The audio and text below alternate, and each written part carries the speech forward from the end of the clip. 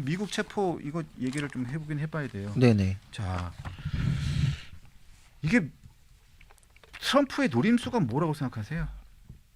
여러 가지가 있죠. 일단 아까 음. 국내 정치에 대해선 윤희석 대변인께서 얘기하셨는데 그 주가 민주당세가 올라가고 있기 때문에 강성 지지층의 니즈에 맞게끔 하려는 거, 그리고 바이든 때 들어온 사람들입니다라고 기자들하고 인터뷰할 때 얘기를 했거든요. 그러니까 바이든 때의 업적 지우기, 그때 느슨하게 해가지고 오히려 일자리를 잡아먹었잖냐, 뭐 이런 공격, 뭐 여러 가지가 있어요. 근데 그건 이제 미국 국내 정치용이고, 외교적으로 봤을 때는 우리나라가 합의문이 필요 없을 정도로 성공적이었다 그랬잖아요. 그렇죠. 그렇게 성공적이었으면 지금 빨리 가서 합의문 받아와야 될 것 같아요. 합의가 안 돼 있기 때문에 지금 이런 사단이 벌어졌다. 그리고 해결된 게 없기 때문에 관세도 지금 우리 25% 그대로 내고 있잖아요. 그리고 그거를 내리기 위해서 하는 게 우리나라의 투자인데, 그 투자금은 미국에 귀속돼야 된다라고 주장을 하잖아요. 그게 정리가 안 된 거예요. 25%안 내리잖아요 지금. 그러니까 투자에 대해서도 말만 있지 구체적으로 언제 어떻게 내리는지 모르겠다라고 하니까, 지금 풀어준다고 협상이 됐는데 풀어줄 거를 왜 잡았을까에 대해 집중을 해야 되는 것 같아요. 이렇게 그러니까 금방 이거 풀어준다고 하는데 그 최악의 시설로 끌고 가가지고 며칠이라도 이게 잡아 놓으려고 했던 것 자체가, 이게 이전에 협상 과정에서 우리 정부가 놓친 부분, 능력이 없어가지고 못한 부분, 이게 지금 이런 식으로 드러났다. 그걸 극명하게 드러내는 게, 이거 한번 생각해 보세요. 그때 대한민국에서 무슨 일이 벌어진 거죠? 뭐 처단이나 뭐 폭동이나 뭐 이런 거 이제 그 SNS에 올렸잖아요. 그러고 나가지고 이재명 대통령이 그거에 대해서 국회에서 임명한 특검이 한 겁니다, 이렇게 변명했어요. 본인이 임명했는 것은 무슨 말? 그렇죠. 그때도 그 비판도 있었지만 국회에 미루면서 특검이 한 일입니다 이랬잖아요. 근데 이번에 이거 이민단속국이나 출동해가지고 체포 왜 한 건가 했더니 그 기관에서 그들이 할 일을 한 겁니다라고 거의 대꾸처럼 비슷한 얘기로 받아쳐버렸거든요. 이거에 대해서 불만도 깔려있지 않은가, 여러 가지로. 투자에 대해서 제대로 정리 안 됐고 언제부터 시작됐는지, 실제로 돈이 어디로 잠기는지에 대해서 불확정적인데 관세도 못 내리겠어. 그래 놓고서 지금 들어와가지고 일은 일대로 추진하는 거, 그 사람들도 미국 고용 아니네? 이제 그러니까 한번 보여주기 식으로 뽐때 보이고, 이 합의에 대해서 미흡한 점을 이렇게 해가지고 옥죄가지고 아예 미국 쪽 원하는 대로 도장 찍게 만드는 거. 그러니까 그때도 얘기 나왔었어요. 관세 관련해가지고 사실상 타결된 게 없는 거다 이거는. 그리고 타결된 게 없기 때문에 앞으로 계속 문제가 되고 재협상 과정처럼 이렇게 진행될 것이다. 저도 그렇게 얘기했고 많은 분들이 그렇게 얘기했는데 실제로 이제 벌어진 거라고 생각을 해요. 그리고 정보의 부재, 무능력에 대해서 얘기해야 되는 게, 저도 깜짝 놀란 게 이미 몇 달 전부터 삼성에서는 이거 문제가 있을 수 있다라고 해서 이스타 받아서 관광비자로 갔을 경우에는 문제 생길 수 있으니까 출장 기간을 2주 이내로 짧게 잡아라, 빨리 돌아와라라고 내부 지침이 돌았었대요. 지금 기사가 나왔거든요. 삼성은 알았는데 정부는 몰랐다? 이거 어떻게 해야 되죠? 삼성은 알았는데 협상 과정에서 우리 투자 늘릴 테니까 요거에 대해서는 이게 완화해가지고 가주세요, 종전 같은 거를 인정해주세요, 요거 한마디를 관철을 못 시켰다라는 거죠. 지금 기업에서는 알고 있었거든요. 참, 그래서 앞으로 이게 이 협상이 어떻게 될지가 가장 궁금하고, 일단 국민들이 아무 문제 없이 빨리 그 기원을 해야 되고요. 그다음에 또 외교부 장관이 정말 저는 아까도 말씀드렸지만 필요하면 간다고 그 첫 반응이 나왔을 때 정말 좀 기함을 했습니다. 외교부 수장이라는 사람이 국민 330명이 지금 이유도 없이 붙잡혀 가가지고 지금 감옥 같은 저기 수용 시설에 감옥보다 더 심해요. 붙잡혀 있는데 필요하면 가겠다? 말도 안 되는 소리라고 하고 앉아가지고 지금 이게 필요한지 아닌지 모르는 것 자체가 능력이 없는 거죠. 책임도 없다, 그죠? 아니 그 미국 대사도 지금 아그레망이 안 나와가지고 지금 그러고 있는 상황이고, 정확해요, 맞아요. 애틀랜타 총영사도 지금 없는 상황인데 아그레망을 왜 안 주겠어요? 마음에 안 드니까 안 주는 거 아니겠습니까? 그런 상황인데 그러면 빨리 갈 생각을 해야지. 필요하면 가겠다? 맞아요. 필요한 게 지금 국민이 잡혀 있는데 그거만큼 필요한 게 어디 있어요? 그렇죠. 나는 정말 이해가 안 갑니다, 정말. 맞아요. 그리고 사실 그런 거 있잖아요. 뭐 예를 들어서 피해가 있는데 진짜 걱정되고 잠도 못 자겠고 울고불고 가족들도 막 걱정하는데 책임 있는 사람이 막 낮잠 퍼질러 자고 이런 모습 보면 이제 막 꼭지 돌잖아요. 그런 것처럼 이런 상황에서 영화 보고 있다, 팝콘 먹고 있다, 이런 것도 이제 막 속이 타는 거죠. 근데 실무한다는 외교부 장관도 필요하면 가겠다. 그럼 지금 필요한지 아닌지 판단도 안 섰다는 거잖아요. 그럼 이제 가족들이나 거기 억류돼 있는 사람들은 어디에 기대야 되나요? 대통령은 토요일 날 영화 보죠? 그렇죠. 그럼 뭐. 근데 정말 그래요. 그 예전에 레이건의 유명한 연설 중에 그게 있거든요. 세계 어딘가에서 단 한 명의 이름 모를 국민이라도 그 자유를 억압받는 사람이 있다면 국민 전체에게 자유는 존재하지 않는 것이다. 한 명도 못 지키는데 무슨 자유를 논해요. 근데 300명은 거의 전시회나 330명. 330명은 전쟁이 벌어지거나 테러가 벌어졌을 때나 이게 억류될 수 있는 그 정도 규모거든요. 우리 역사상 이런 적 없잖아요. 없죠. 근데 이게 그것도 지금 미국에서. 근데 이게 지금 필요한 때 가겠다? 필요한 상황은 이미 벌어졌죠. 그리고 그 필요한 상황 자체를 만들지 않기 위해서 이미 정보 분석 끝나서 지난번 협상에 이미 했어야 되는 문제였고 무능과 무책임 이렇게 이제 연타로 벌어진 거죠. 아, 이렇게 얘기를 하고 있는 중에 우리 애청자 중에 애청자인 이종호님께서 실시간 좋아요 1000개를 넘어서 슈퍼챗을 드립니다. 강펀치 10만 가자.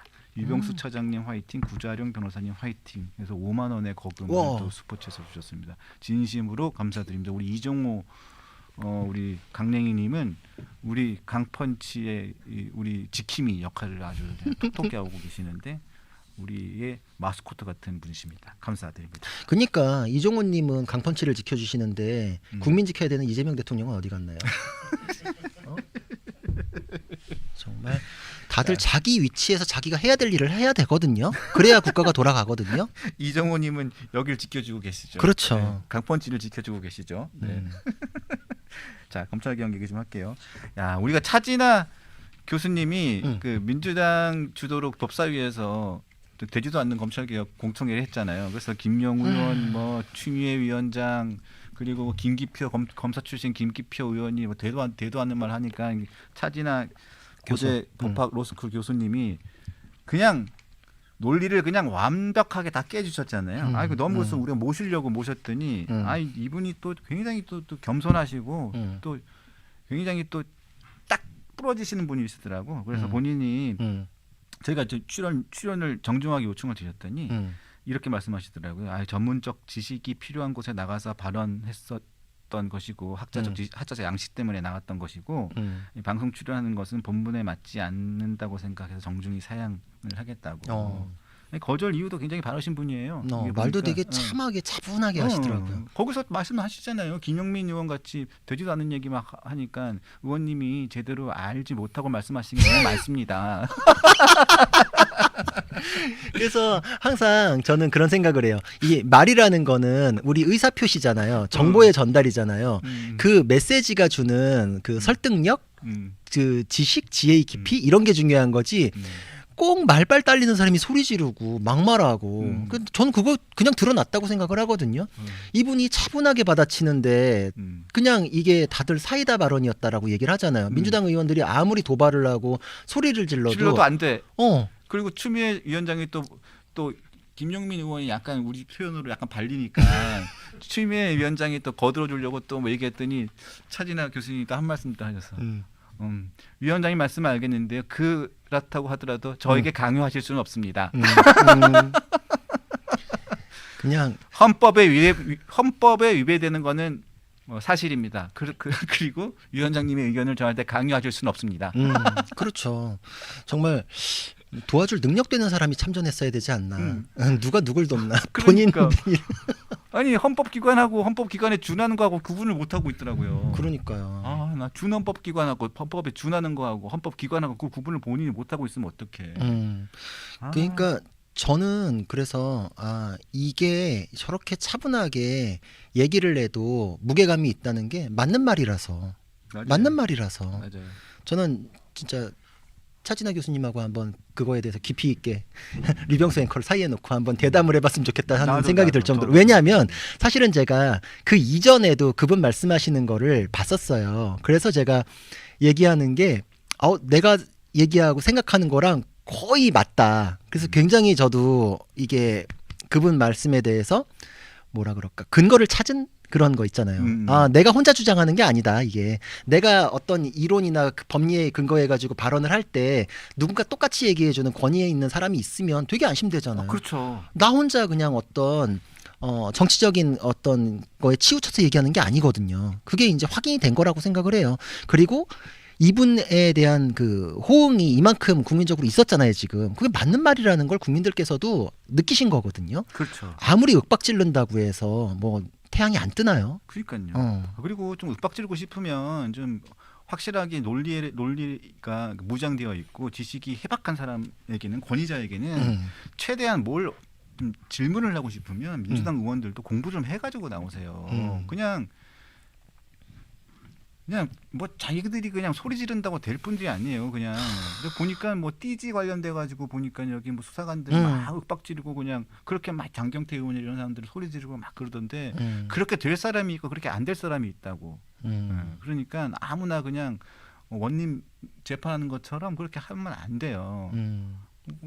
무슨 뭐 그러니까 그만큼 국회의 수준이 떨어진 거죠. 왜냐하면 이 국회라는 거는 당연히 민의를 반영하면서 대화 토론이 전제되어야 하거든요. 대화 토론을 해가지고 설득을 거친 다음에 표결을 거치는 거잖아요. 다수결은 토론을 전제로 하지 않으면 의미가 없어요. 근데 지금 민주당이 주도한 국회는 대화 토론 뭐 지적인 어떤 맞고 그름에 대한 얘기 없잖아요. 그러니까 수준이 엄청 떨어진 거예요. 어차피 내가 밀어붙이면 법이 될 텐데 이 과정이 무슨 의미야. 그러니까 준비 없는 거예요. 필요가 없으니까 자기들끼리는 그냥 힘의 논리만 가지고서 갑질하면은 다 우리 뜻대로 된다. 거기에 의해 가지고 수준이 떨어져 버린 거죠. 자, 결국은 그래서 보면 이재명 대통령도 얘기를 했고 정성호 법무부 장관도 얘기를 했고 다 얘기를 했는데 결국은 정청래 대표를 포함한 강경파들의 요구대로 그 의지대로 검찰청은 폐지하고 중대범죄수사청 중수청을 행안부 장관 소속으로 넣었어요. 뭐 그런 식으로 이제 정부 조직 개편안이 정리가 됐죠.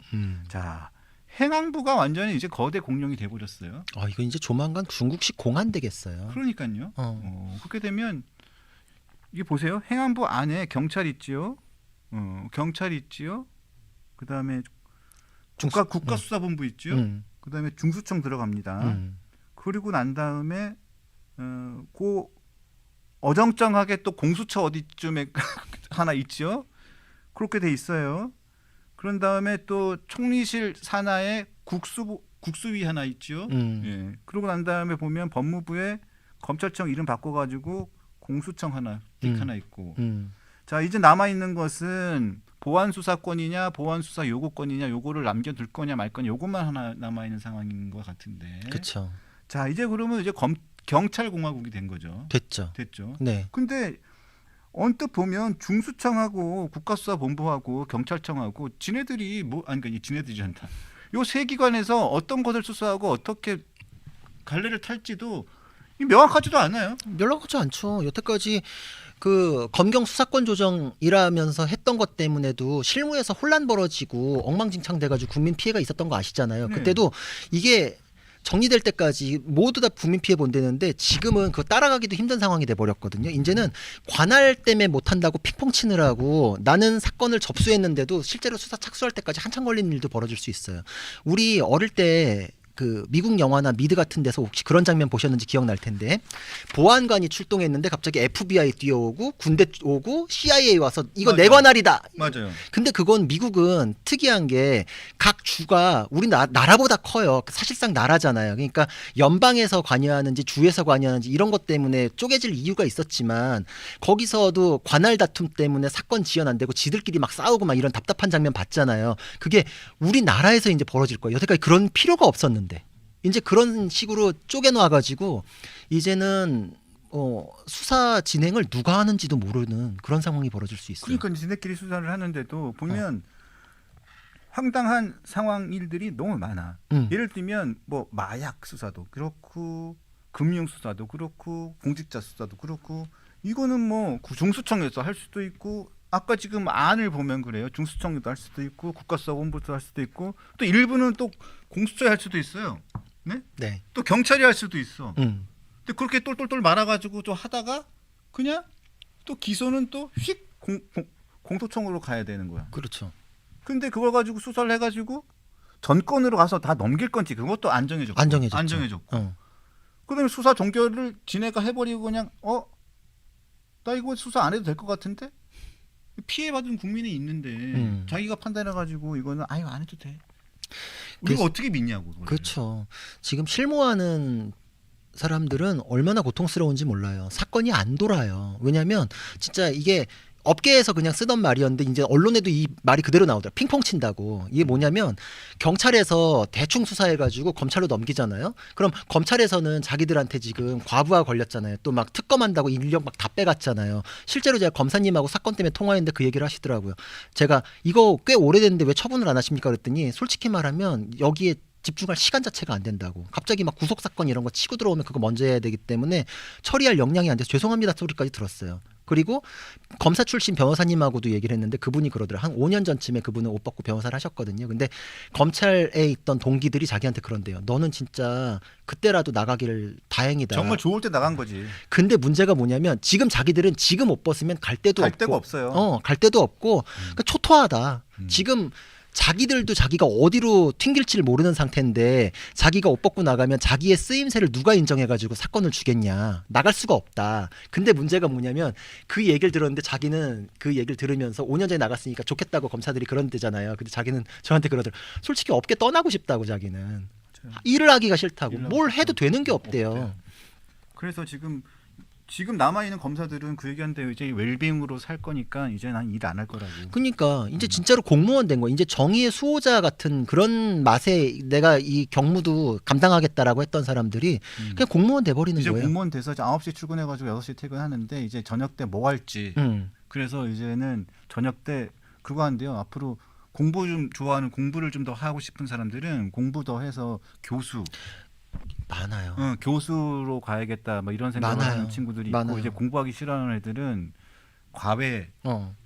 하면 안 되잖아요. 어. 근데 과외해서 돈 벌어야겠다. 학원 나가야겠다. 학원 강사 알아봐야겠다. 준비해가지고 나가가지고 성공하면 돈 돈 더 얼마나 버니까. 얼마나 많이 버는데요.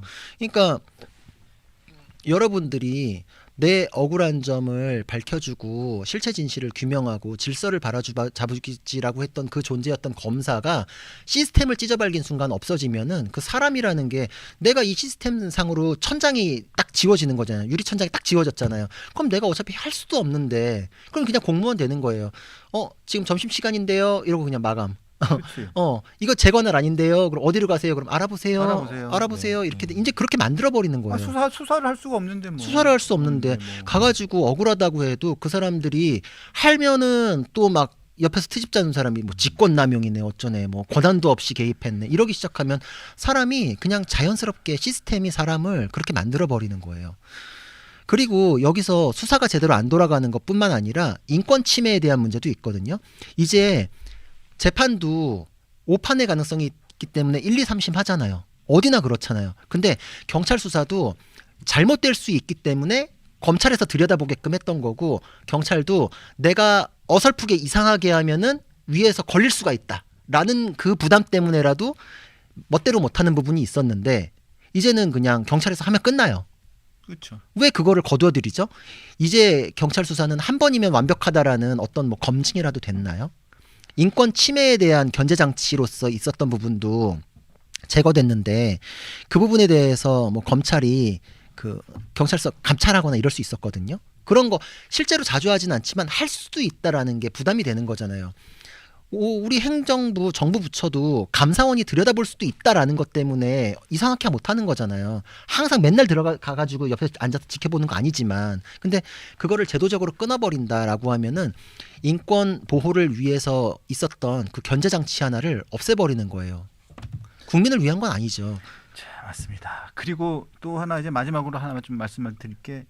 그 정부 조직 개편안을 지금 정부 여당이 지금 25일 본회의에서 또 그 통과시킬 예정인데요. 자, 여러 가지 검찰 개혁안도 있고 뭐 기재부를 예산처하고 바꾸는 건 또 있는데 가장 관심을 끄는 것 중에 또 하나가 방통위를 해체하고 방송미디어통신위원회를 설치하는 방송미디어통신위원회 설치법이 통과될 예정입니다. 이렇게 되면 멀쩡한 방송통신위원회를 없애고요. 이름이 방송미디어통신위원회는 또 뭡니까? 미디어라는 게 유튜브나 뭐 이런 것까지 다 집어넣으려고. 네. 그래가지고 뭐 새로운 위원회를 만드는 겁니다. 멀쩡한 위원회를 놔두고 새로운 미디어 위원회를 만드는 거죠. 그러면 기존 방송통신위원회는 없어지는 거죠. 거기 위원회 위원장이 지금 원래는 5명으로 위원이 구성이 되어야 하는데 지금까지 위원 구성을 하나도 안 해주고 있었잖아요. 그렇죠. 그러니까 이진숙 위원장 혼자 있었는데 그러니까 결국은 이진숙 위원장은 그럼 자동적으로 사라집니다. 자동적으로 해임됩니다. 그런 다음에 새롭게 출범하는 방송 미디어 통신위원회의 위원장을 본인들이 원하는 사람으로 뽑겠다 이런 거죠. 제가 잘 모르겠습니다만 제가 기자 생활을 하면서 이렇게 부처를 한 사람의 부서장을 해임하기 위해 가지고 부처 자체를 없애는 걸 처음 봤습니다. 그러게요. 그 위인설관이란 말은 들어봤는데 음. 거꾸로 기관을 날려요. 네. 야 진짜. 자, 한 부처의 장을 없애기 위해서 임기가 정해져 있는 한 부처의 장을 없애기 위해서 해임시키기 위해서 도저히 안 되니까 부처를 없애고 부처를 새로 만듭니다. 대단합니다. 네, 대단합니다. 정말. 대단합니다.